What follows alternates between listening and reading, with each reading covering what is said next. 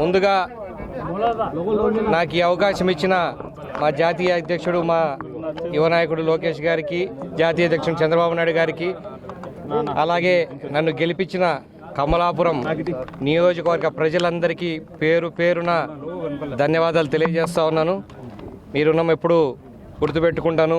ఏ నమ్మకంతో అయితే నన్ను గెలిపించారో ఆ నమ్మకాన్ని మీ అందరి దగ్గర నిలబెట్టుకుంటాను. ఇంత భారీ మెజారిటీతో కూటమిని గెలిపించినందుకు రాష్ట్రం అందరికి కూడా మరోసారి ధన్యవాదాలు తెలియజేసుకుంటాను. ఈ అరాచక పాలన అంతమవుతుంది 4వ తేదీని మేము చెప్తూ వచ్చాము. అది ఈరోజు నిజం జరిగింది. ఇక్కడ దిగడం మొదలు పెట్టుకొని రేపు మేము చేసే అభివృద్ధిని చూసి ఇంకొక 20 ఏళ్ళు వేరే ఏ పార్టీ రాకుండా కూడా మేము చేయాలని అనుకుంటున్నాం.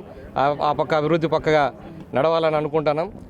మీరందరూ మమ్మల్ని నమ్మి సహకరించి మమ్మల్ని గెలిపించినందుకు ప్రతి ఒక్కరికి పేరు పేరున ధన్యవాదాలు తెలియజేసుకుంటా ఉన్నా. తప్పకుండా అందరికీ మేలు జరిగేలాగా ఉంటుందని చెప్పి